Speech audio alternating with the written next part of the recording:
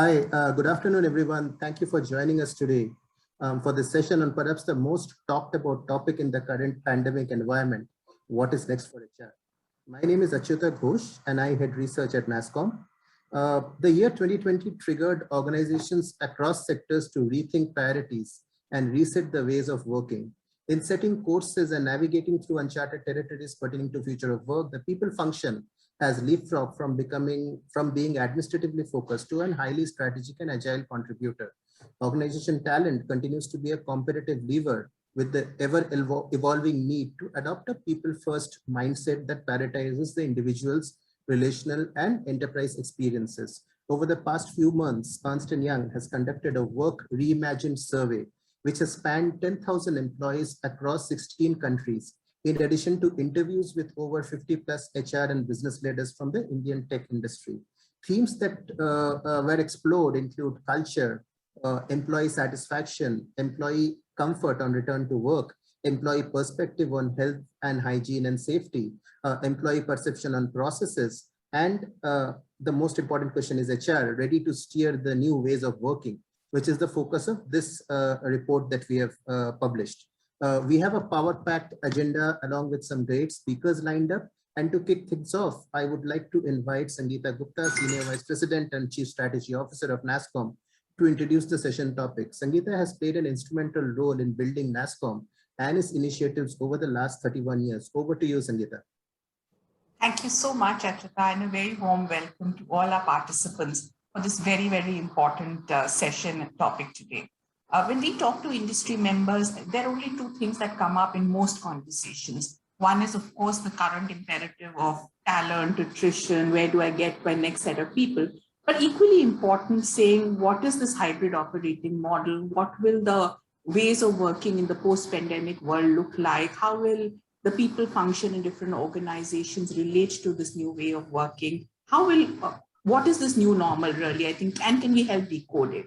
In all our discussions, we've really found that there is no magic bullet to it. We cannot put out a slide and say, okay, here in December, 20% people will come back to work. In March, 50% people will come back to work. There will be phases of experimentation that companies will go through. There will be different models that companies will try. And I think over 2022, we will see the whole hybrid operating model emerge. One, I hope, will be a competitive differentiator for organizations and for all of us. From a NASSCOM perspective, 2021 has been a great year for technology. There is, we've seen double-digit growth, business acceleration has been like never before. And this also lays the whole importance of how are we preparing ourselves if we are in a technology upgrade cycle for the next few years. We've talked about, NASSCOM's put a lot of effort on skilling, upskilling talent, both at a business level as well as at an academia and university level. But equally important is to think through how will we help build the whole people function so that, and get people to share what is working, what is not working, what are the different parameters that we should be thinking about. And of course, hear from leaders who are really helping steer the new normal, as Achyuta called it. EY is partnering with NASSCOM. We have a great partnership. We've been doing a number of different projects together over the last year. Last year, we focused a lot of work on AI and did a number of different playbooks in different sectors, a survey on AI. And this year we thought we will, instead of doing very, very detailed reports, we'll publish what we are calling as the Insight series, really bite-sized, quick to read information that actually opens up conversations and helps us to steer what may lie ahead. So very delighted to be here with all of you this afternoon. We have, like Achyuta mentioned, a very, very power-packed panel and lots of very, very interesting speakers whom we want to learn from. And we just encourage all of you to, who've joining this call to ask your questions, post your questions, because the more we chat with each other, the more we learn from each other, the more, the more we'll help navigate what lies ahead. So thank you so much. And I hope to, be a great listener to this session. And of course, share whatever inputs or questions may come for NASSCOM. Thank you, Sangeeta. Requesting Nitin Bhatt to share some thoughts on the report, post which we can proceed with the formal report launch. Nitin is the technology sector leader at EY, has more than 2 decades of global consulting experience in the areas of corporate governance, risk management, and business performance improvement. He advises tech sector executives on issues related to revenue acceleration and large deals, cost optimization, and tech-enabled transformation. Nitin, over to you. Achyuta, thank you so much, and thanks, Sangeeta. Good afternoon, everyone, and thanks so much for making time for this session today. One of the very few bright spots over the last 18 months of COVID really has been the resurgence of the tech sector. And as we look around, tech sector companies have witnessed a very strong demand recovery fueled by the need for digital transformation of their end customers, and really organizations around the world that are having to address the imperative of digital transformation. Now, the good news is that as we speak, deal pipelines are really robust, project sizes are increasing, and companies are looking at very strong, as Sangeeta said, double-digit revenue growth over the next several quarters.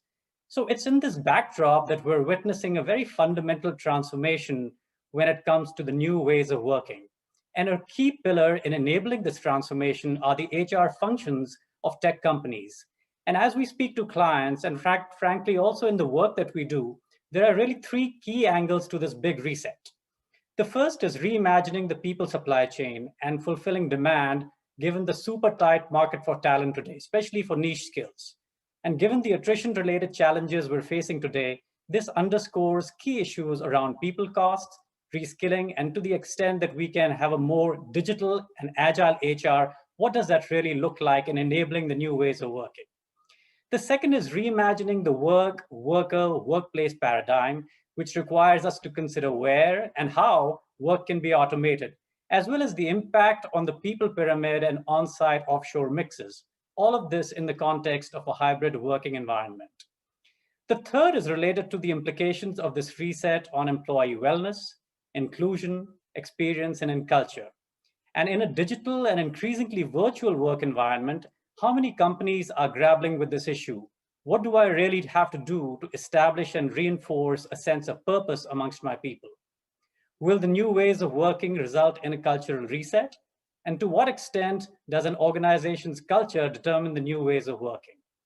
Clearly, the HR functions of tech companies have a pivotal role to play in addressing these issues.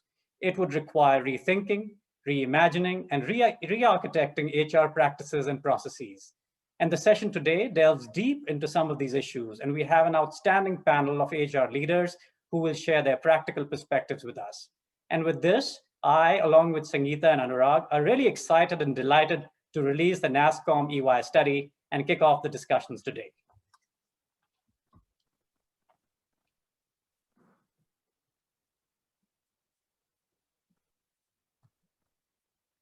Anurag, over to you. Yeah, so thanks, Nitin. I would like to invite Anurag to share key findings of the research and also post that anchored the CHRO roundtable. Anurag is a partner at Ernst & Young and leads EY's people consulting business, workforce advisory services in India.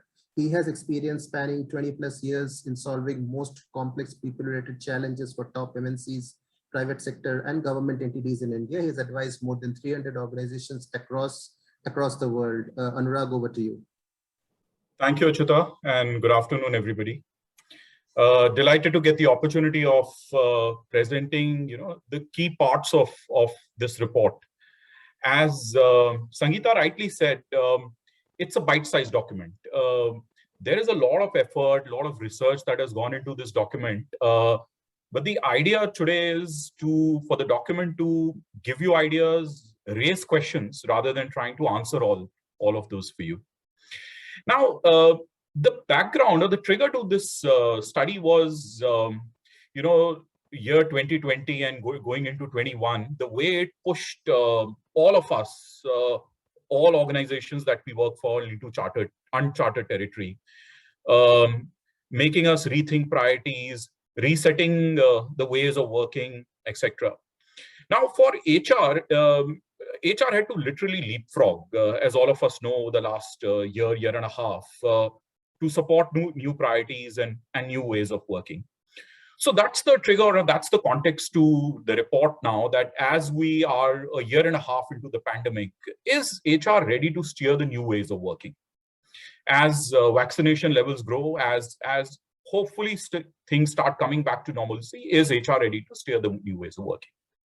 Priyanka, can we go to the next slide, please? So as Achyuta said, this report is based on two sources of inputs. Number one is a comprehensive global survey that EY has done on this topic. Across 16 countries, very large participation from India and specifically technology sector in India. It's a report, it's a specific survey that's available on the internet for you under Work Reimagined. But let me just share some key findings from this. The most interesting takeaway is that in spite of the challenges that the pandemic posed to employees and organizations, today, most employees feel that things have improved. Interestingly, culture is improved, productivity can be monitored, and there is a evolving ways of working that they're looking forward to. Specifically, if you look at the left of the slide, interestingly, 80% plus people in India and 76% globally rate fairly okay levels of job satisfaction. Now, I'm sure you must be wondering, given the attrition that we are seeing in especially the IT services business, where is this data coming from? But this data is reality. I mean, largely people are either moderately satisfied or satisfied, with the jobs across the sector. The other thing is, large number of people, we last tagged about 48% people believe that company culture is improved. So a lot of the effort that HR teams and leadership have put in on culture seems to be moving in the right direction. And interestingly, one of the biggest issues, concerns going into the pandemic was that can productivity be measured? Interestingly, it's an emphatic yes. In India, almost 85% people believe that remote productivity can be measured. The numbers for global, by the way, are slightly lower, as you can see on the slide there.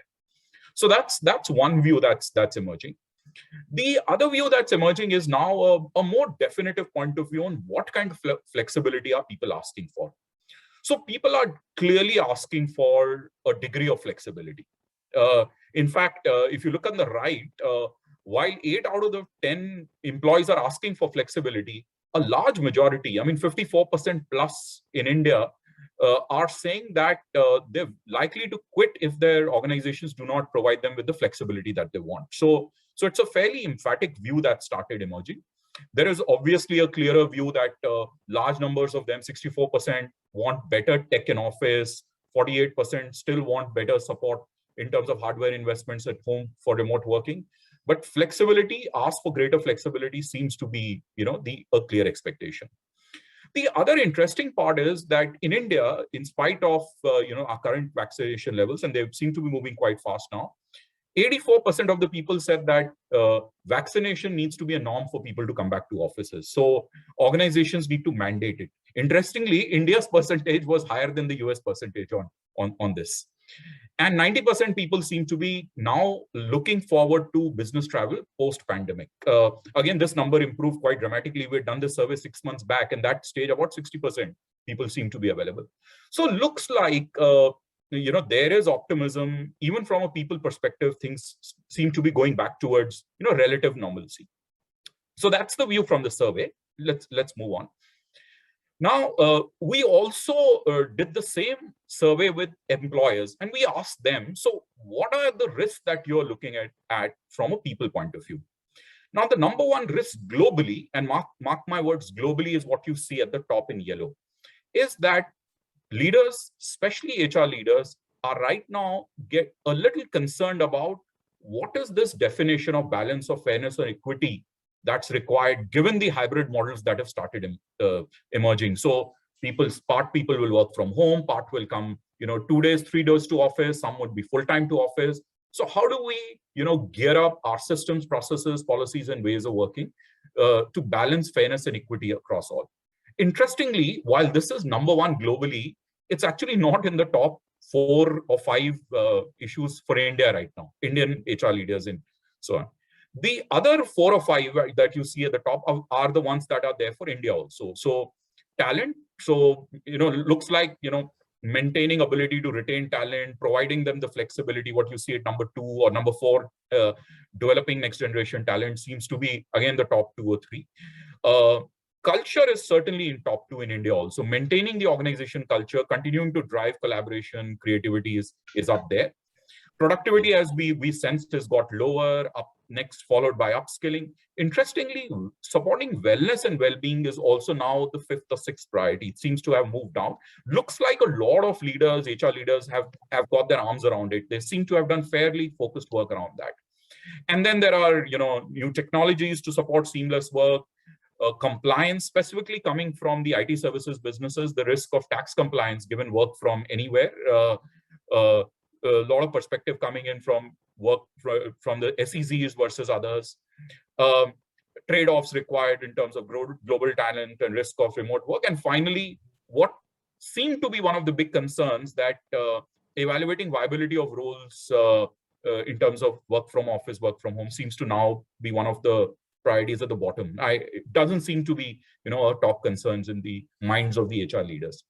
So that's what employers are saying globally, and as I said, specifically for India. Going forward, so as Achyuta said, we did a fairly comprehensive study, actually one-on-one interviews with a lot of Indian technology sector leaders, largely HR leaders. And these are the top 8 asks that are emerging for HR in terms of sharing this new way of working. So this is like expectations or ask in terms of reshaping the HR function. I won't go through all of them. If once you look at the the report, you'd be able to pick up more nuances. But very quickly, employee experience is up there, and leaders seem to be saying when HR looks at services, it needs to focus on outcomes as well as experience. It's now actually seem to be working in combination, and look at personalization of experience at the same time, looking at a holistic employee experience perspective that HR provides. That's number one. Then there is this aspect of looking at a much broader definition or extended workforce definition, the concept of liquidity of talent, that talent is not limited by borders or geographies. So tier 2 towns, talent located across geography, how are you able to integrate better and work this hybrid model through? Number 3 seems to be still operational excellence. So ability of HR to offer a much wider bouquet of services at a lower cost, or optimizing costs as you go along. Then there is virtual work. Again, very clearly an expectation in terms of when you look at the work from a point of view of future of workforce, future of workplaces, then what kind of enabling processes, policies, digital mechanisms are you providing to manage this virtual workforce or virtual model of the future? Number 5 is on digitization and data. Again, a lot of emphasis on innovation. All of us know that there's been a massive acceleration of the digital agenda within the HR function. The question is, how are you innovatively or looking at innovation as you're trying to make some of these changes in core HR processes, digitizing HR processes, digitization experience, and so on. Then culture and talent brand still stays up there. The right kind of culture, even in a post-pandemic, a hybrid kind of environment. How you maintaining the culture? Are there nuances to the culture that have evolved, may have become a part of the organization core over a period of time? How do you build? How you're building it in? How you're using it to strengthen the employee or the talent brand? And then risk and regulatory changes. So aspects like managing a cross-location workforce, given the regulatory changes that are happening globally, how is HR, are you keeping a tab on that and managing employer or organizations risk from a people point of view? And finally, economics uncertainty. Businesses really, most organizations, the sector seem to be doing extremely well right now. But how are you making organization, both from a workforce and a processes point of view, more agile, that you're able to manage or work with the business better in terms of managing different cycles of economic uncertainty. So very interesting. I mean, I've been in HR for 20 years, and I clearly, as I looked at this, we were discussing the findings from the survey. We realized a very different remit emerging or asks emerging from the HR functions. So that's one view. Let's move on. The other view, if you were to just summarize this, so what does it mean in terms of reshaping the HR function? So there are 3 or 4 guiding principles that seem to be emerging. Number 1 is, how will HR work, or how does HR work in terms of balancing these employee choices and business needs? You'd recall one of the findings in the study, people want flexibility. People have got used to flexibility. They've seen the value at very low levels of loss in productivity. So how do you balance that workforce with a slightly different calibrated set of expectation and the demands of business? And HR might have to play a strong balancing act here. The second design principles is a need for what we're calling simplifying, digitizing, and elevating user journeys. Now, what do I mean by that? Let's take hiring and onboarding as a user journey. Very clearly, HR is expected to use a cross-section of technologies, digital technologies, from using machine learning for sourcing, shortlisting CVs, to using next-generation assessment technologies to interview and assess people, to simplifying work processes to reduce the time from a selection to offer stage, to using technology to ensure anywhere, anytime onboarding, zero touch, to even integrating leadership. So it's not all technology, it's human touch also, to integrate the right kind of leaders into the onboarding process to provide that balance from a user perspective, the human versus the digital touch. So clearly, a design principle for HR as HR looks at different kinds of user journeys. Number 3 is potential for rewriting the H2R life cycle, policies, culture, and real estate. I'm sure many of you would be wondering, what's the takeaway from a real estate point of view? I see it as a moving needle. Today, as we've spoken to a lot of IT services, HR leaders, a lot of leaders that run tech captives in the country. 15 to 20% of real estate space release seems to be the word that we have heard in the corridors. Now, that combined with a hybrid workforce where you would look at workforce from home, from office, and part work, part office. How do you rewrite the entire H2R or hire to retire journeys? What's the new calibration in terms of employee experience? How do you rewrite the approval layer required? How do you put in the right kind of cybersecurity considerations, et cetera, et cetera? I think decision principle or design principle number 3 as you look at reshaping HR. And design principle number 4 is actually still thinking forward. For example, if you were to look at the workforce of the future, interestingly, we still saw a very low proportion of gig workforce being actively employed or deployed in the largest IT services firms in the country. I'll be happy to be challenged by some of my panel members in a minute, but the percentages still remain low. There are thoughts that are ideas. So design principle number 4 is how to still look at some of these global trends and see how do we integrate these as we build the manpower models of the future, the gig workforce, the alternate manpower models, hiring strategies, etc. So these are the 4 design principles that the report leaves HR leaders to ponder and think about. And finally, there is an interesting section to the report that talks about roles of the future. So we asked this question to a lot of HR leaders. So what are roles of the future?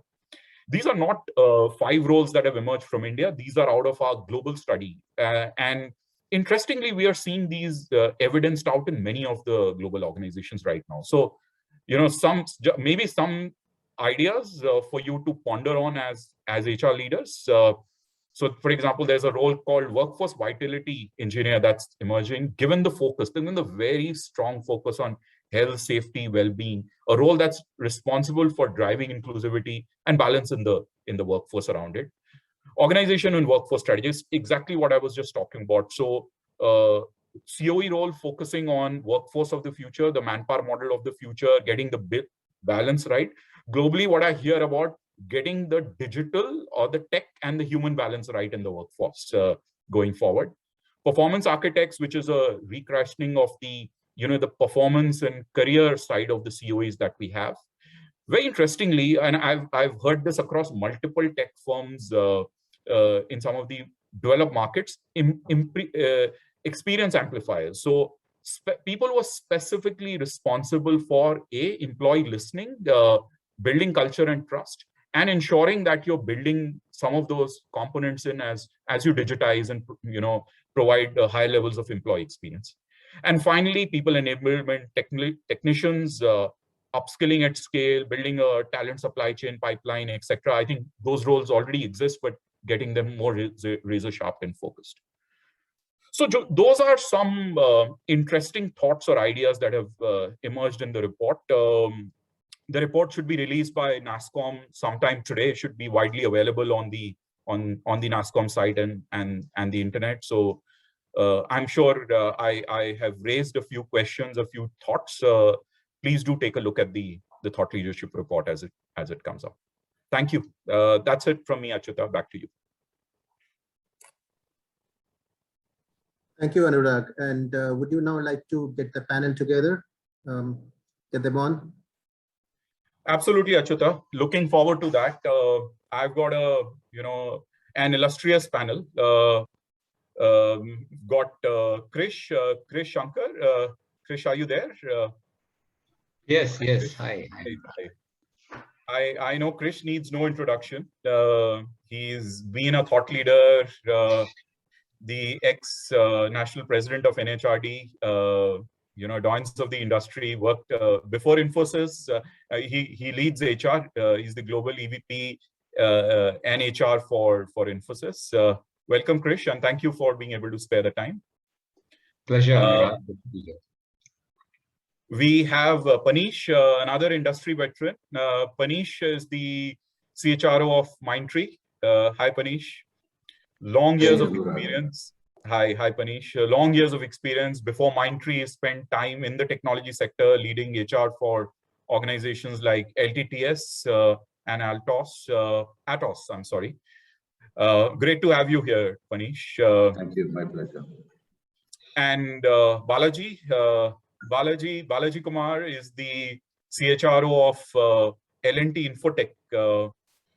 Spent long years with L&T before that, part of the group before he took charge running the HR function at L&T Infotech. And finally, Dr. Vishwanath Joshi, or Vijay as he keeps reminding me, call me Vijay. Hi Vijay. I should say an academician at heart, strongly associated with academics, Symbiosis, Kirloskar Institute of Advanced Studies. Also worked on the other side with Great Places to Work as one of their practice heads before taking on the CHRO role at Hexaware. Great to have you on all as part of the panel. As I look at four of you on the screen, I almost get a feeling. I mean, we've got enough representation from the IT services industry to write the new code for HR in the sector. Can I say that, or would I get beaten up for? Anyway, so I'll get started. Krish, let me start with you. I don't know how much of the report, Krish, you got an opportunity to, get an insight to. But I just wanted to pick your mind, Krish. I'm sure, given the size of Infosys, you'd be doing a fair number of employee listening, employee feedback sessions. So, what are you hearing today, as in terms of people talking about hybrid work or remote to work? What's the sentiment today? Well, I think, frankly, it's evolving, right? As things keep changing, that also keeps changing.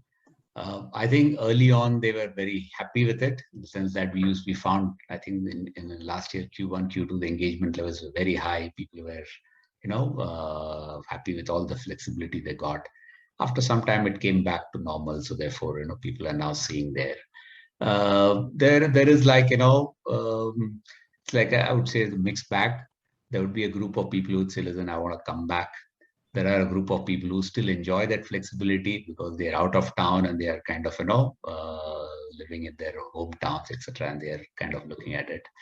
And still there are some people who feel that, listen, we don't have the full ecosystem working, the schools are not working and daycare, and therefore, that's important before we can get down to work. So that's also something we've got to keep in mind. I think there are all these factors, people have other care issues at home that they're looking at. I think, so basically in the end, what we would say is that people enjoy the flexibility. People like the flexibility. People see that really adds value. as industry or across the country, across the globe, we've now seen that remote work is possible, productivity can be maintained. But still, there are areas where you need to meet physically to really keep the engagement up, to keep the the team bonding, connection. So therefore, there is a role that an office or a thing needs to play, and that I think we're all realizing. So I think it's like it's a mixed bag as it's evolving, and I think we've got to watch it, continue to listen to people, and see how it goes from here. Got that, Krish. Got that. Paneesh, do you think the needle has moved? Are you hearing people's sentiment, people feedback, any different from what it was 6 months to a year back in terms of coming back to work or continuing hybrid? I'll answer that later, but this morning newspaper news from Wipro saying, the senior management is going to work from Mondays and Thursdays every week from the office has surely put in some pressure in us, right?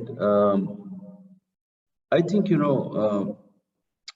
people are interested to come back to work. That's what they say.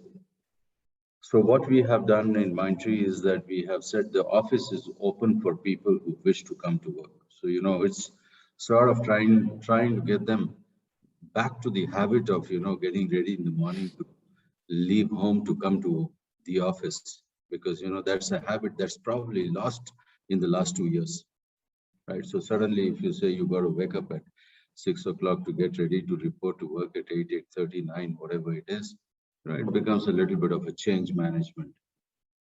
But I have also heard that, the moment you say, all right, next month we're going to start office, you need to come to work. I think people are running to find a job that gives them a permanent, work remotely kind of an option.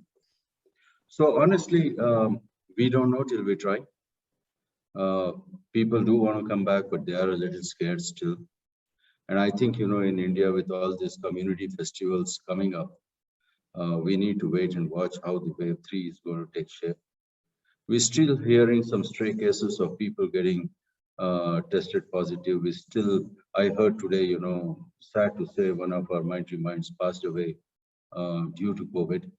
So things haven't stopped, unfortunately. Therefore, I think I'm unable to say what people are thinking. Only time will say. But surely, we are considering to have a hybrid model in the future. Got that.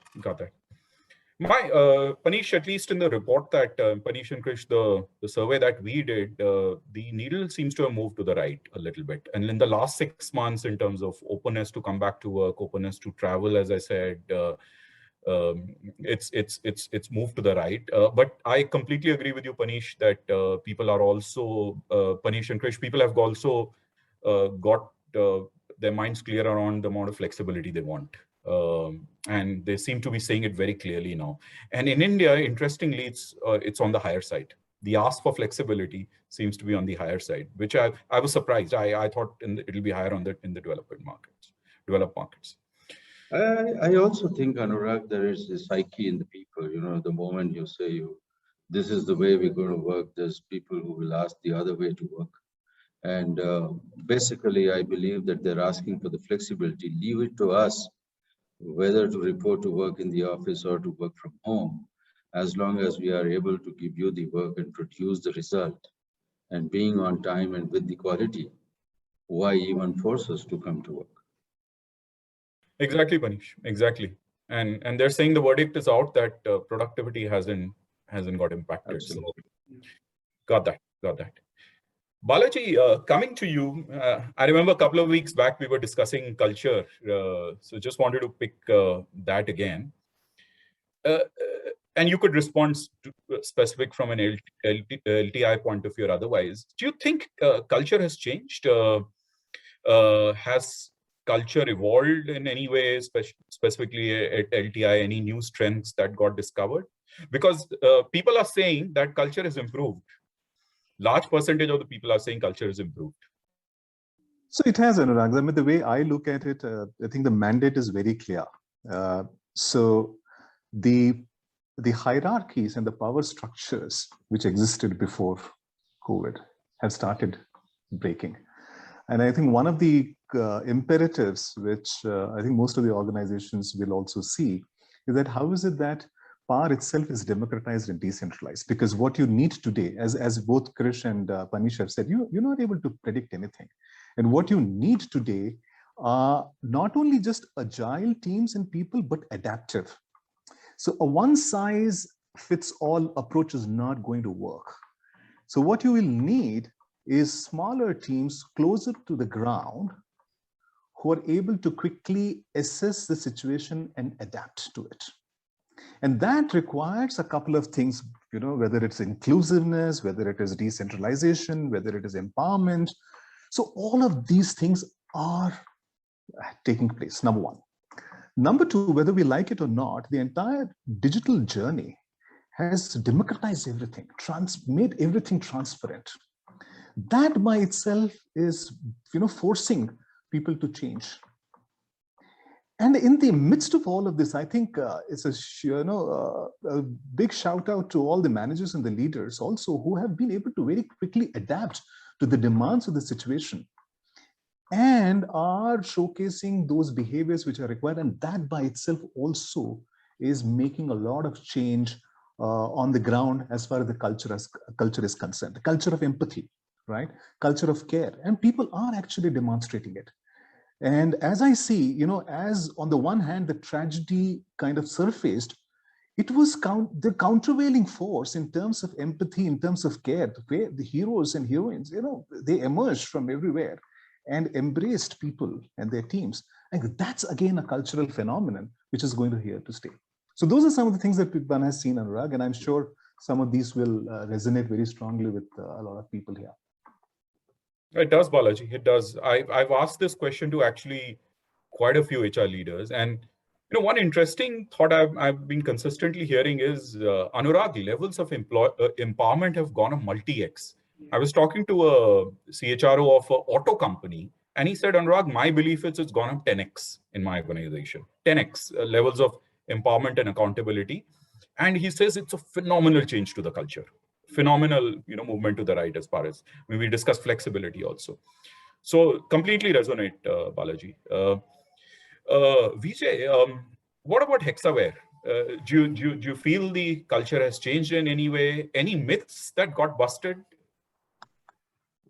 Well, I'll of course share with you the Hexaware experience most recently. Every year we have what we call an Empower survey. It's called Employee Power. We do this Empower survey to understand employee engagement. And while on one hand, Hexaware got certified as a great place to work this year, the most interesting takeaway from this year's survey was the second part of this survey, where in the survey we ask employees one question. Of course, this is done by Great Place to Work. It's a completely third-party survey.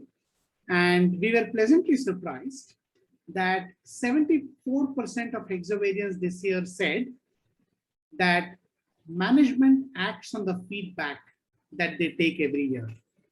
This was a specific statement to understand what level of confidence do people have in organizations listening and action taking. And 74% people said or responded positively to this. So this is one data point that gives me the confidence that culture is definitely changing. The second element of the culture that I see, which of course was more driven as a management leadership process, was to articulate why does Hexaware exist. And I believe even from an academic point of view and a research point of view, I believe that that's been a significant change in the organization, where we articulated the purpose of the organization. We've actually now defined the purpose through an exhaustive internal intervention, and to say that our purpose, the reason why Hexaware exists, is to create smiles using great people and technology.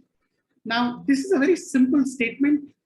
However, it has sparked off amazing positive responses from Hexawarians, which again tells me that it's almost like people were waiting to hear what is the purpose of Hexaware. And when we started evangelizing this purpose, a lot of people wrote to me one-on-one saying that this is really what they are looking forward to as Hexaware. So I think this has been, or rather these two have been very positive indicators of a positive cultural transformation at Hexaware.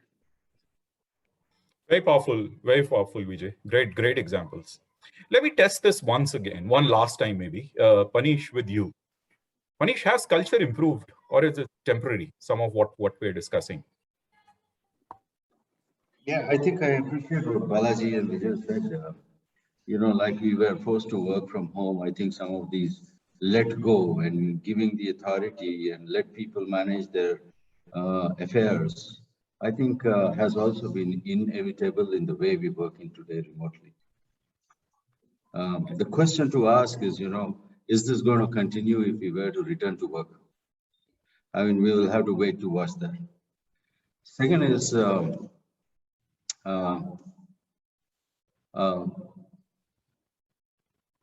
I think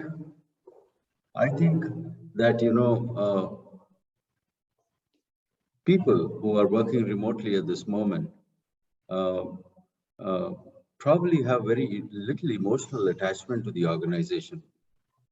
And I believe that, we ourselves have about 25 to 30% new population in the organization, given the churn that's happened in the last 2 years. And, for such people who have never been met by anybody from the company, it's just a change of laptop from one company to the other. Probably some of them, the stories that I'm hearing are having 2 laptops from 2 different companies also, right? Given that, how do you expect the culture to be imbibed in people? How do you expect the emotional attachment to the organization? And just some of these things that came up in the survey and stuff like that, that Vijay talks of or the Balaji talks of, people feeling empowered. I don't know if it's long lasting or it is temporary. But I can surely tell you for 25–30% of the people, because of the churn, it's just a change of laptop. Absolutely, Paneesh. Very clear. And I'll come back to you and I'll ask you, how do you handle those cases also when people are using 2 laptops, and how do you handle the dual employment cases right now? Well, I said the problem, ask somebody else for the solution. Okay. I'll come back to that.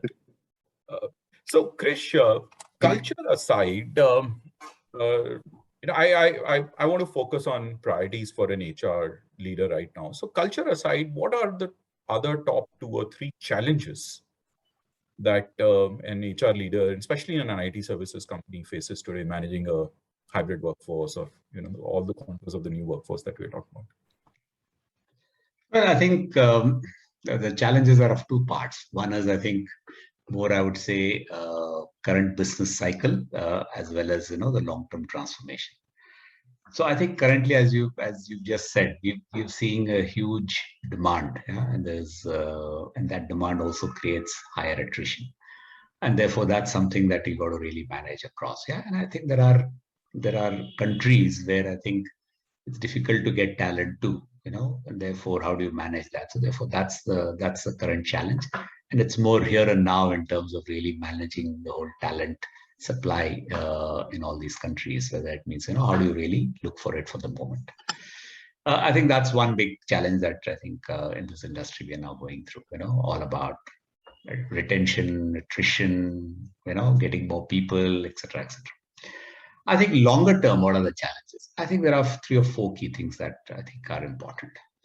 I think first one is this whole thing about, I think you also mentioned, this wellness. I think well-being is becoming very important. Whatever happens, we see that people will continue to be in a much more of a hybrid for the next year. It's not that currently if you have 97% of people working remotely, I think it's going to last for some more time, much more people working remotely. Now, and the key thing there is thinking about this whole wellness in a more holistic way. And that's where I think the HR leaders all across have really stepped up. Not only the wellness to do with the physical thing like vaccination and other stuff, but now also about social wellness, mental health, connecting people, etc. So that's one big area that I think everybody is working on. I think the second one, which is really a challenge now because it's all linked to this whole demand, is this thing about how do you really get your talent ready for tomorrow? Yeah. We're going to be having a lot more freshers coming in this year. How do you accelerate their growth? How do you reskill people for the newer thing? You see that there is demand in certain parts of the business much more than some others. So how do you reskill? And therefore, this whole thing about reskilling, creating career paths for people, fast tracking development of people with skills, that's going to be getting ready for the future in a way. Our talent is going to be another big challenge that we all have to really work with. I think the third area is this thing about, as we look at, and you spoke about this whole employee experience. And when I look at employee experience, I divide it into two parts. Being remotely, working remotely, I think it just adds that additional dimension of how do you create that thing about this whole employee experience that we're talking of. Yeah. So there is one part, which is this whole digital experience. People are working digitally, completely connected. What is that experience that we're giving? Can you do things differently? Can we make it better for people? This whole digital experience of working remotely. But also, how do you really look at, and that's where HR comes and things we can think and refashioning HR, because our HR, in a way, if you look at the whole model of HR, the HR business partners, the shared services, etc., I think that would change a lot. And I think this whole thing about creating employee experience in a better way is something that we've got to really work on. Using. I think there is there is a way for bots and the others, but what is a way where HR can come in and managers can come in and thinking about it completely. So I think that's going to be another big area that we'll have to work in. I think the last area I would say is all about culture. Yeah? And I think in culture, as we continue to work in remote, the need for better inclusion, how do you really look at any bias, if there is a hybrid kind of environment, and how do you manage that? How do you get teams together? How do you get managers to continue to be more empathetic? They've shown that they can, but how do you continue to do that? So I think we've got to continue to build and work on our culture, because there are many elements that we need to really work on as we move forward, because this hybrid thing is there for now. Yeah, you may have anything between 20 to 80% of your people working remotely, over the next year or two. So how do you really work through that, and how do you ensure that you get teams connected much more? Yeah. In a way, we were talking last in our office that maybe going to office initially should be seen more like an offsite, that you get the team together, you plan it. So it's like, you come together early stage and then you move on. And over time, things will improve. But I think at the early stages, that is much more a focused way of how do you get the most out of the people together. And we got to think of that in a very different way. So I think those will be the challenges. So yes, just to summarize, current challenge of demand is big. But I think there are these 3 or 4 other challenges about continue to focus on well-being, this whole thing of getting talent ready for the future, this whole reskilling part, culture being there, and this whole employee experience, defining it and then working on it. So I think those would be top for all the HR people, in my view. Got that. Awesome. Great, Krish. I think very specific and very clear. Balaji, back to you. I know you moved from a very different context into IT services. Anything else, Balaji, that's hit you? You've taken on a CHR role of a large IT services firm in these times, and coming from a very different, the parent L&T group. Any other challenges, that struck you in the face? So Anurag, my experience has been that,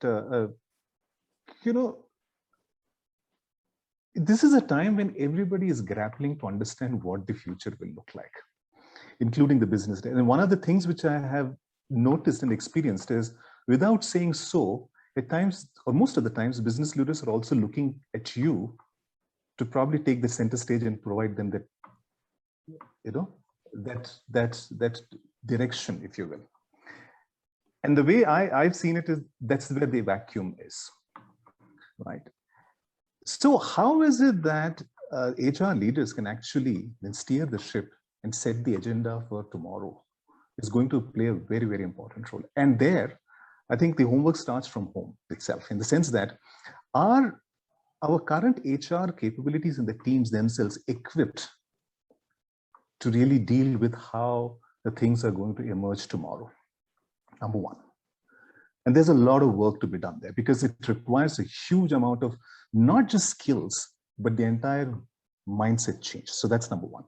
Number two, the structures, the policies, the practices, which were meant for a pre-COVID scenario, how much of that has to be retained and how much of it has to be altered?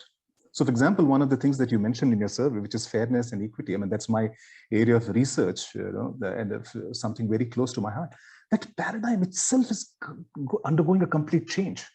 Now, if I am anchored on the concept of fairness, belongingness, and inclusion, which was defined as a construct pre-COVID, and if I'm basing my thinking and my actions on an earlier concept, I'm likely to get things wrong.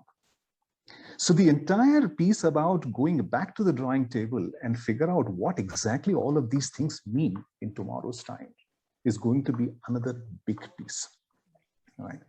And there, things like inclusiveness, how do I really, create an inclusive workplace in a hybrid work environment? So the third piece, which is very, very central to all of this, is how do we really sensitize, enable our managers, frontline managers and mid-level? That's going to be the biggest game changer for us. So those are some of the things that I've seen, because in a traditional setup, the managers are completely differently enabled and empowered, right? So can we replicate those things here, right? Can we take it to scale? Yep. Are the things which, I mean, these are questions in my mind, Anurag, honestly. Do I have answers? I don't have answers. And we are working through that. No, very well articulated, Balaji. Very, very, very relevant points. And I love the way you're bringing in your experience from the other part of the business here. But I wanted to pick one of the points that you made, and you in fact started this particular discussion, which is, and Paneesh, if I can request your reflections on that. What's the strategic role that HR leaders can play? I mean, the point that Balaji was making, business leaders also grappling. I also get asked this question again and again, that, where CEOs, CXOs are saying, pandemic has brought humans to the center. Now, in these times, any advice to HR leaders on what's the strategic role that they can play in helping business leaders navigate these times? A role that they can play from a CEO's perspective, a role they can play from any other CXO's perspective? I think, one of the things that we have been saying for a long time is that let's not assume that, we as HR heads manage people in the organization. I have been saying that people who run the teams, who manage the teams, are the real people managers, and our job is to equip them to manage their people than trying to manage their people for them. So I think that's going to gain a lot of importance going forward.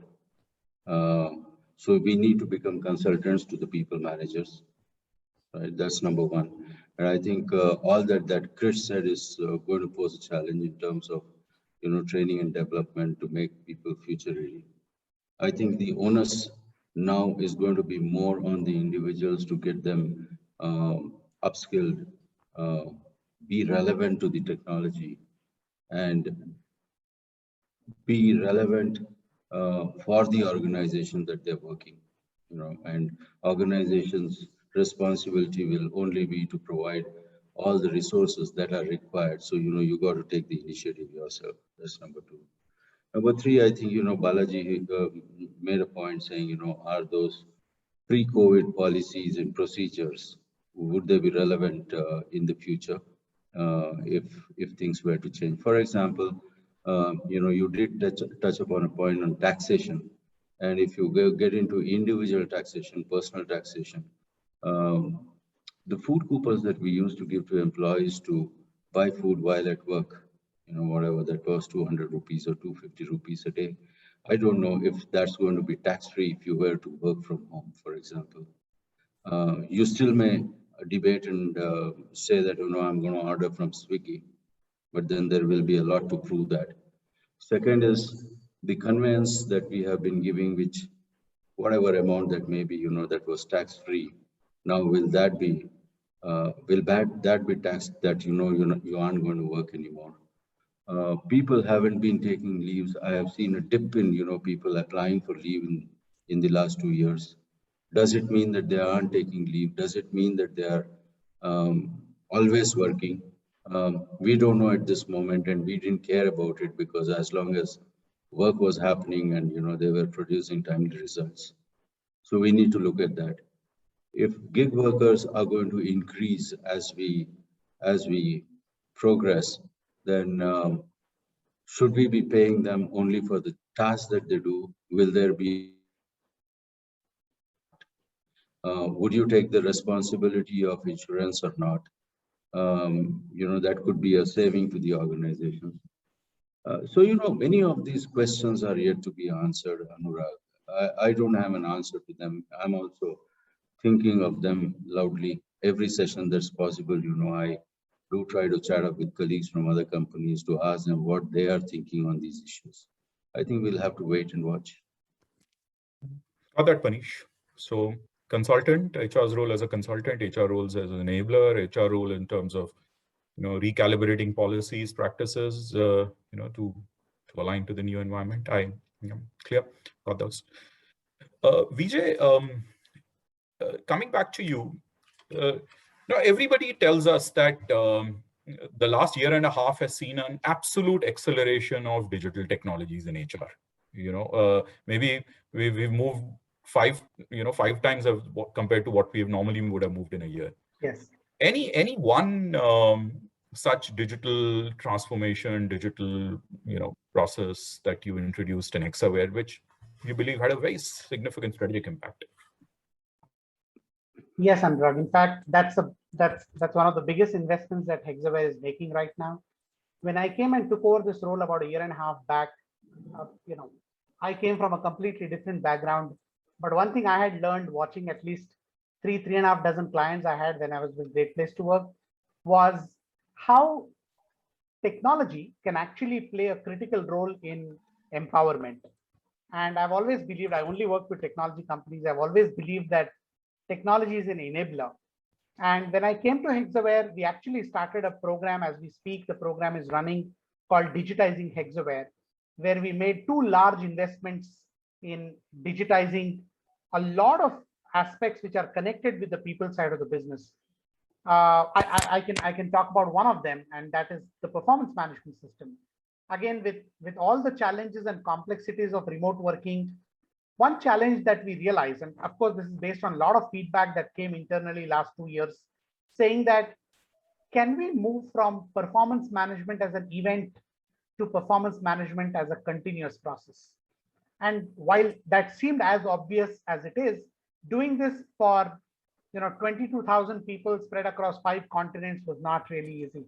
So we actually invested in a system, and we said this is going to be an ACE system, ACE. We said, one, it is aligned system, which means goals at every level. You can also align your goals with your peer goals. Then it doesn't really matter where you are working from and what kind of coordination is required. Second, it will be continuous, which means at any point in time, irrespective of whether you are working in one time zone or the other, at any point in time during the year, you deserve to seek feedback, you deserve to get opportunities to give feedback, and therefore this will be a continuous system. And third is it will be an employee-driven system. Gone are the days when HR used to click a button and say, okay, PMS start, and click the button again and say system closed. And we said we don't want that anymore. So we said it's an aligned system, it's a continuous system, it's an employee-driven system. And on top of it, we also said it's not just a system, it's a culture of performance. And therefore, this was quoted with a cultural mantra called own your game, to say that your performance is your ownership. No more follow-ups, no more holy sheets, red, green, yellow, amber. You have not completed your PMS, your manager has not done it, red color. I simply shut that system off last year. And interestingly, we had 97% employees completing their process on time, which again gives me the confidence and my team the confidence that if we are willing to experiment with some of these things and demonstrate courage as HR, I think people do respond because they do believe, and they can also see what we are seeing, which is the future coming up. So that's really how I'm expecting that some of these digital investments will transform employee experience and make it better. Got that. I think excellent example. And recalibrating performance management in these times must have taken a humongous effort. Just before I move on, with a few more questions to the panel members, just wanted to request the audience, if there are any questions that you have, please put it in the chat box. We just want to pick a few of them. We'll be able to pick a few of them with the panel. So Krish, coming back to you, one of the big questions that we asked all the HR leaders was that, what's your outlook on hybrid going forward? And I know it's been a very difficult question for anybody to answer. It's a question that a lot of HR leaders ask us or ask me. And I'm not asking you from an Infosys perspective. I'm just asking you as a senior HR leader. How does an HR leader, try and figure out what's the right hybrid model for his firm? Because the CEOs are asking this question repeatedly to HR heads. Tell us, when are you getting people back? How many roles will never need to come back? Any guidance, Krish, to HR community at large around this? I think no, I think that's a important question, and I think it keeps coming everywhere. Yeah. So firstly, I think it will vary from industry to industry. Yeah. I think we cannot have one size fits all and saying this is the model, because it will vary from industry to industry. A manufacturing industry will have a very different kind of a model compared to an IT industry. Yeah, that's number one. It will also vary with the demographics of people. If you look at our industry, the IT industry, I mean, you have almost about 40–50% of our people are, below 30 in a way, right? The young people who just come, and therefore many of them have come from their hometown. So therefore, they come to work to a city like a Chennai or a Hyderabad or a Bangalore or a Pune. Yeah, that's about 10–50% are from different parts. So these are all factors that will play a part, in terms of how the whole structure of the thing. Of course, the type of work that you do, the type of work where you need to really get a team together much more often will be very different to if the kind of work that you do can be done, much more remotely. So all those are all factors that we got to really keep in mind. I think that, what is now clear, that work can be done remotely. Yeah, I think that's there. But you got to say, listen, there is also the benefit of coming together in an office. Yeah, because there are some unique benefits. The unique benefits of, solving problems. If there's a tough discussion to have, it's better to do it face to face. You get the teams together. Yeah. If there is a new project that you want to kick off, it's good to get the teams together initially, get that started and going. So there are very clearly benefits where I think an in-person location really helps. Yeah. So I think we got to really match this and put both these together.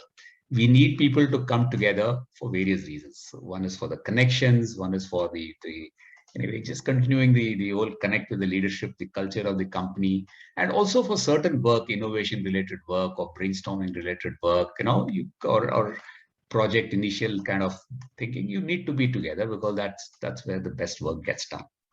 So I think, therefore, you've got to look at those kind of things and say, listen, I think we need to have, and I think a lot more needs now to be done by the team. More mandate saying you come 1 day a week, 3 days a week, 4 days a week may not really work. Each one is different, each team is different. So we got to really, I think, give much more empowerment to the team to see what works best for them. Yeah, and therefore this will evolve. I mean, if you look at an IT industry, if most of our employees who joined us in the last 1 to 3 years, are all 50% of them are out of town. Obviously, they're not going to come even 1 day a week or 2 days a week. Yeah, so they're not going to come unless after a while they all come. The whole ecosystem works here, and they feel, listen, I want to come and live in a Bangalore or a Pune. They're not going to come. So therefore, at least 50% of your workforce will be remote till the time there's lots more people. Then you have the middle-level people who are there here, based here, who got families, etc. I think they could come, but they would come when there is a need, and there's no need if half the team is not there, why would I come? So therefore, you've got to find a reason, and that they'll also have to find a reason. So I think, so therefore, to answer your question, Anurag, there will be some amount of work. And if you look at companies like financial services, like JP Morgan and others, they're very clear that, where there is trading done, where there is customer relationship done, you have to come to work. Yeah. So you've got to come to office. So they've made it very clear, these types of work, you've got to come physically because that's important for them. So I think every company will evolve through this. It will vary for every industry. I think we start with saying, okay, what is essential? That group should come. Let the other group come whenever it suits them, 1 day, 2 days, 3 days a week. And I think they will find the right fit. But I think we've got to create the system for people to be really in the hybrid way. A hybrid in a way, if I look at it, roughly about 20% would come, would be completely remote. 20% could come every day, and there is the other 60% who could be hybrid, coming anywhere between 1 to 4 days a week. That could be the kind of thing that we could end up with. So that numbers could vary for different groups, but I think this is the thing. So what becomes important for us is to really ensure that there is a way of interacting in a hybrid way. If 3 people are physically present and 3 are outside, how do you interact? That's a little tricky. If all of us are remote, it's fine. But this half thing, sometimes I don't think our systems really work. So we got to ensure, there is a better way to do that. This whole thing of inclusion that, Balaji, Paneesh, and we all spoke of, that's also very important. How do you really continue this inclusion? How much do you need? If you're remote, do you want them to come once in a way, to come to the teams and get together as a team, a couple of days, a quarter, or a week, a quarter? I mean, these are things that we'll have to really work on. So I think what I feel is, once the situation, and again, all this is depending on the environment, schools have to open fully, the childcare has to open, people have to feel much more safer. So if all that is there, and we have everybody double vaccinated and all of that, I think this thing will evolve. It'll evolve differently for different groups of people, different industries. But we have to be much more continuing looking at it, enabling employees, supporting the thing that is coming, and then ensuring that. But what is essential for the business? If clients insist on it, if there is security need, those we got to really work on. Those we got to really ensure that is non-negotiable, and then continue to work. So I think people all understand there are some non-negotiables that are important. There are some areas we can give more empowerment, more discussion. So again, I think I didn't give you an answer because there's no answer. We got to really see how it evolves. But I think it'll be a thing that will evolve differently for different organizations and industries. You gave very clear guidance principles, Krish. So there is a 20-20 on both sides, and you're saying the in between is sector specific, and the criteria that you laid out would define what's the right balance. But the hybrid is here to stay. I just have a couple of more minutes before we open it up to the panel. So just a couple of more questions. Paneesh, just staying with you on that question. I'm not going to ask you percentage hybrid and so on. I know when we were discussing it last week, I know your views around it. But I wanted to talk to you about real estate, a slightly different area, linked but different. Now, when I talk to my people consulting partners in the US and especially London, the real estate strategy started emerging far more clearly. So, this number that I shared, giving up 15-20% place is an average that we are seeing. Number 2 is actually breaking down of spaces and to make more collaborative zones in offices. That's the second trend across most states in the US and London we're seeing. And number 3 is a concept of satellite offices. So you do not need the large office, a very large space in Times Square anymore. It's much better to take and even calibrate compensation around it. Paneesh, do you see a definitive movement around that starting to happen in India, or views around that emerging in India? Absolutely. Satellite office is something that we are very seriously thinking of. And I have heard that many organizations are also thinking of. So take for example, Bangalore. Bangalore has grown so much that each area in Bangalore has become a city by itself. You don't have to go out of Jayanagar. You don't have to go out of Electronic City. You don't have to go out of HSR layout for any reason. You got the malls, you got the cinema theaters, you got all the restaurants, you got everything, including, you know, the amusement parks. Probably they will also come up, right?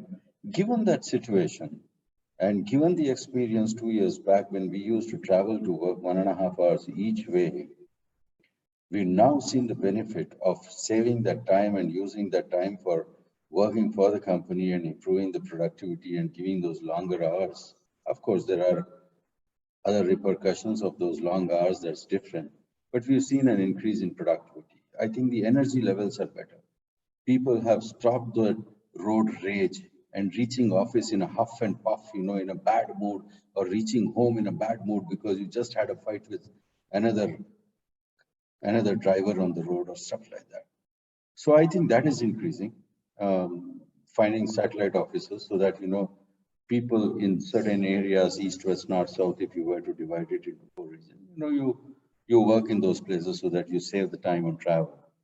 And then the mood is better, the energy is better, etc., etc. Paneesh, are you seeing organizations making definitive movements around this? I think so. IT services breaking down the larger offices, and clearly, have you started? Okay. I think so. Okay. Got that. Last question, Vijay, if I can come back to you. And I couldn't have ended this debate without asking a specific question on health and well-being. What are the new risks, Vijay, year and a half? And I think Balaji alluded to some of those, but just wanted your thoughts. What are the new risks to well-being as we continue to operate in this kind of an environment? All that we heard from Krish, Paneesh, and Balaji. And any thoughts on proactively what HR leaders should be doing to handle some of those? Right. Anurag, I might sound a little philosophical here, but I spend 70% of my time talking to people. That is all that I do. And I truly believe, based on the feedback that I'm hearing, based on the tone of the voice in the conversations that I'm hearing, and the words people use when they are speaking about how they are thinking and feeling, I think well-being around psychological aspects are becoming more and more critical. I think people have learned, organizations have learned, we have done enough and more to help people take care of the physical well-being, which is really about, you know, staying infection-free, taking care of your health, etc., etc. But the psychological well-being, and it could have a variety of dimensions, I'm sure we could talk about that. But I think psychological well-being, feeling connected, feeling useful, that sense of meaning and contribution, I think are becoming more and more critical. Now, I agree that for people who are beginning their careers afresh, it may not really be as much of significance because of lack of experience. But if I take a large portion of the population that I interact with, it's a very clear writing on the wall that is something that we can no longer ignore. We'll have to pay specific attention to it and have interventions around it for short to medium term to be able to deal with that more effectively. So I would say that psychological well-being, specifically sense of meaning and connection, are two things that I believe will require a lot of attention. Got that. Thank you. Great. I'm sure there are a fair number of questions that are coming in from the audience. Alpana has been tracking those. Alpana, over to you. Absolutely. Thank you, Anurag. And hello, everybody. As Anurag mentioned, I think our participants have been really enjoying the conversation as much as I have been, which is why we have a great flow of questions coming in. Now, I have this very enjoyable task of asking them on behalf of all the participants to our wise set of panel members. And so I'm going to get right into it. I've also taken the liberty of, sort of combining some of these questions because, some of these themes, for example, well-being and culture, etc., which you all have been talking about, there are a lot of questions in and around those. So I'm going to do a little bit of prioritization. So the first question that we have, which I would like to pose to the panel, is, people are asking if there are any specific insights that the panel can share on the deterioration of employee intimacy. That is the lack of organizational citizenship that is now happening on account of this talk around permanent hybrid working. So what can really be done about it? And there's also a related question which says that in view of this, is there a need for organizations to reframe and refresh their employee value proposition?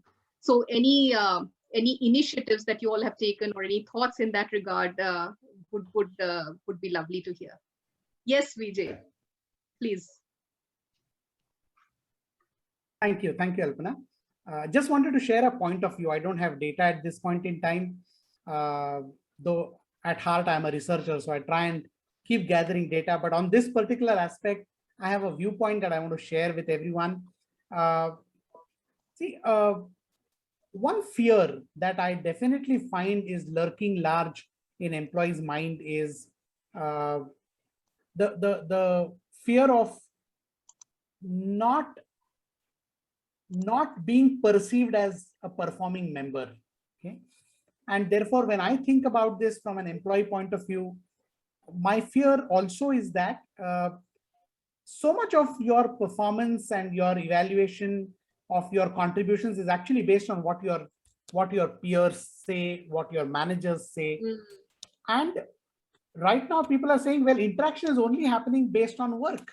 There is no other interaction. I have no opportunities beyond the work, because the work meetings are very, very fixed, and it's like a schedule on the calendar. Nobody else has time for anything else because we're running from one meeting to the other. So I think that's one area that requires serious consideration.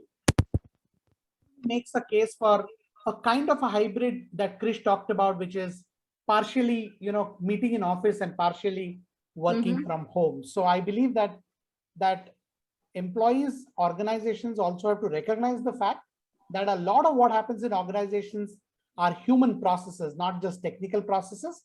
Conversations have to be beyond work conversations because they have a real impact on my sense of contribution in the organization. So that's one viewpoint that I wanted to share on this particular fear, and therefore the redefinition of what hybrid means in the future going forward. Yeah. Absolutely. And I think it also draws home the point that the role of the line manager, the frontline staff, the people manager has really got elevated, because you cannot be just talking on work. You need to be able to provide that 360-degree sort of a conversation where the employee doesn't feel that, there is no personalization of conversation, and hence it's just work that is getting assessed. Absolutely. Just to add, yeah, Krish. Just to add yes, to please. that, I think what I have seen, I think I've read some research also. Vijay would have also seen it. I think what we've seen is people within their smaller teams are getting more intimate, but there is a little lesser intimacy to the larger teams in the organization. Yeah, and therefore, if I'm working in my team of 5-7 people regularly, because we interact regularly, there is much more intimacy. So therefore, there is, the intimacy has increased over the year. But if I were to look at the larger team, if I'm a team within one big thing, I'm losing touch with what's happening there. So therefore, those ties are getting a little weaker. So somewhere, I think your question had this word called organization citizenship. That's a point. Yeah, I think people they're good within their teams. Maybe there is enough bonding. The manager and the team, they're doing quite well. But what does it mean for the larger thing? How do I see it part of being a larger thing? That is where we need to do a little more work. I think that's the remote work is hitting that a bit. So I think it's tough to do it, and we need to figure out something to work on that. Yeah. Absolutely. And I think, Krish, I'm reminded of a study that EY did for one of the clients, which was, sort of creating its hybrid work strategy. And this point really came up where, the mechanics of the work were such that work could be done remotely by everybody for a long period of time. But the only reason why they dropped their remote working score and said that we need to come into office once in a while was to make sure that it is a point of bonding, creating that feeling of teamwork, culture, experiencing the organization. So, the redefined role of the office, as you were mentioning earlier, I think that is going to be important. Okay, great. I'm going to move on to the next question, which I think is a pretty, we all have been grappling with this question, but would love to see what you have to say about it. So there's a question which says that COVID has been a catalyst to careers of techies in terms of better opportunities and especially better compensation packages. So how are you going to be dealing with this issue of attrition and hiring of new talent at the same time? And really complementing it with the sort of growth opportunity in the sector. So there are so many moving parts, and it's all keeping everybody very much on their toes. So how have you been handling it in your organizations? Go ahead, Balaji. So why are you putting me on the spot? No, but I guess, that's, let me be very honest. Everybody is grappling with it. What we are doing is we are, taking one step at a time. At the same time, in all, honesty, we're also looking at how do we really expand our talent pool, right? Our catchment area. How do we really do that? And then it's also, frankly, what is also happening is what I see, at least in the close quarters that I have, it's also opening up opportunities for people within the organization as well, which probably were not available at one point in time. So these are some things which are happening, Alpana, but yes, there are no cookie cutter answers for this. Absolutely. Yeah, so looking internally, looking externally, and I think in the panel you were also all talking about how talent liquidity is also one of the answers, right? To say that if you're not bound by a particular city, location, workforce model, maybe, tapping into some of those could also be some newfound avenues, which could be important. Sure. Thanks for that, Balaji. Okay, there's another question which is very specifically to new hires, because we've been talking about how, there have been so many new hires in every organization. And now, given the fact that, most of these people haven't really experienced the office or their colleagues since they have joined, are there any specific measures that you all have taken specifically to make sure that the new hires are able to experience the organization in a more meaningful way?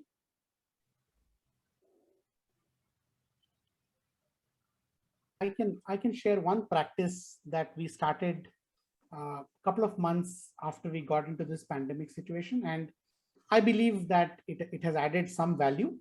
And that practice is what we call at Hexaware a CPO Connect, where I get an opportunity to meet all new joinees of a particular month in a 1 hour free-flowing session. Of course, it's not as free-flowing as it appears, because I have a point to make with all the new hires, but a lot of people write back at the end of that session saying that it's added a lot of value beyond the induction and the onboarding program that they have experienced.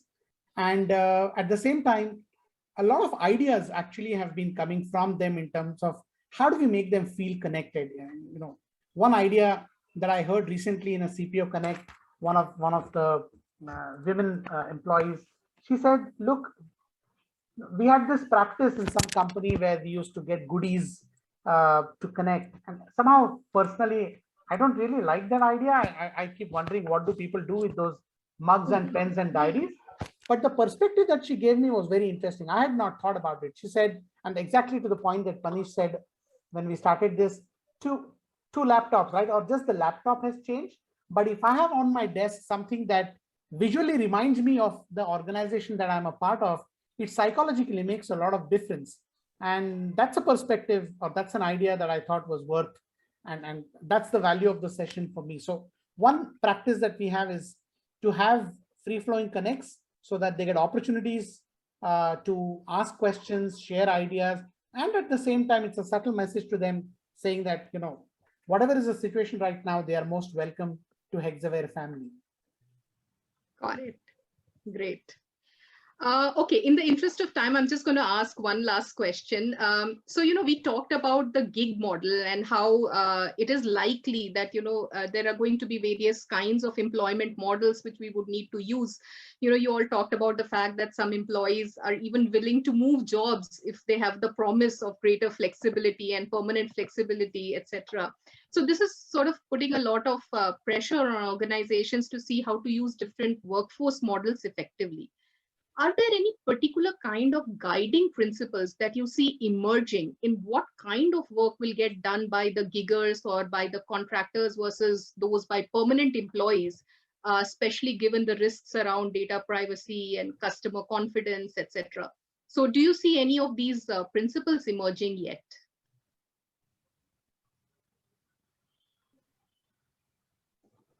See, actually, this model isn't new to this industry or any industry for that matter. You know, I remember when I was working in a factory back in 1992, we used to have these workmen assemble at the gate, and we would pick up the people that we wanted for that particular day, or number of people that we wanted, and we would let them come in. There was another model in the factory days when, you know, we used to have parts to be assembled, and we would give it to a person, and she would take it outside the factory premise, assemble it, and bring it back in the evening, and we would pay per piece assembled, right? We have been using contract employees. We have been using consultants, you know, who bring in their expertise. So this is not new to the industry. I guess what we are saying is that probably the ratio is going to increase. So we are already used to working with such people. The question that I was asking to ourselves in the discussion was that if that's going to happen, maybe, you know, our compensation to such people, which already exists, there is not going to be a performance pay. There's going to be a fixed pay. We're not responsible for their insurance. We're not going to define the workplace, right? And we don't take any other responsibility of that individual other than saying, you've got to take this job and deliver it in time and as per quality agreed for which we pay you. I think that will continue. It's just that, you know, if it was 5% before, maybe it's going to go up to 10% and beyond. Otherwise, you know, this industry is used to working with such an arrangement. Got it. Have I answered? Absolutely. Thank you for that, Paneesh.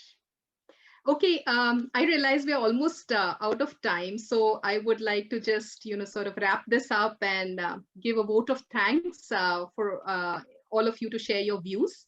I would really like to start by sincerely thanking Sangeeta and NASSCOM for giving wings to this study. As she rightly mentioned, there is no magic bullet to hybrid.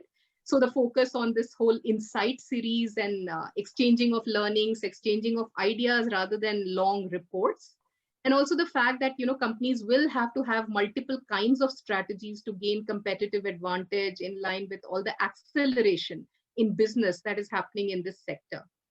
Nitin, thank you so much for sharing the larger context of what is happening in the technology sector and the resurgence of the sector, as you called it, the fact that there is such a strong demand recovery and robust deal pipeline, and hence the importance of digital transformation, new ways of working, and the renewed role of HR in all of this.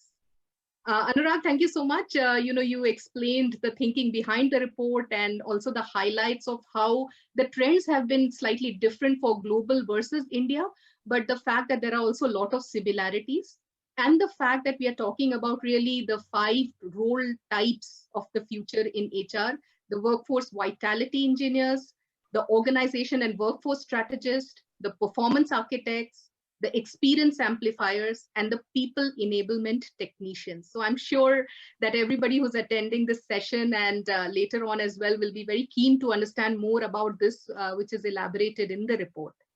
Krish, you highlighted quite a lot about the sentiment of employees changing very, very rapidly, right? The fact that they loved working from home, now they want to come back to office, but not everybody wants to be pushed into it. So really the role of office is changing, and we will have to be very careful in terms of actively listening to what employees want, and then making sure that, you know, we are acting in a timely fashion.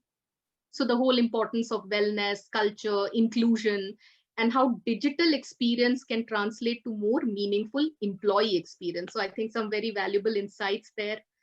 Paneesh, you talked about the dichotomy, right? Where on one hand, people want to come back to work, so there is a need for office, but on the other side, they're also attracted to jobs which are promising permanent flexibility. So how do you really strike that balance and those outcomes?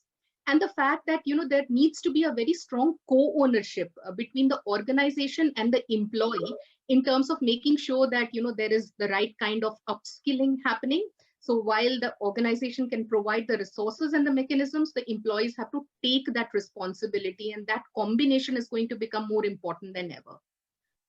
Vijay, you shared some amazing statistics on the Hexawarian saying that management acts on feedback and sort of further re-emphasizes the need for improved listening and regular listening, and also the fact that the experience of purpose has been tested during these times and it has the potential for creating very, very high impact.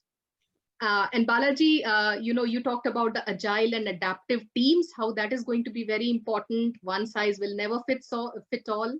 And I think you also made a very interesting point on how digitization has led to increased transparency, and that is triggering change. So the rising culture of empathy and care, and also about the enhanced focus of the front line.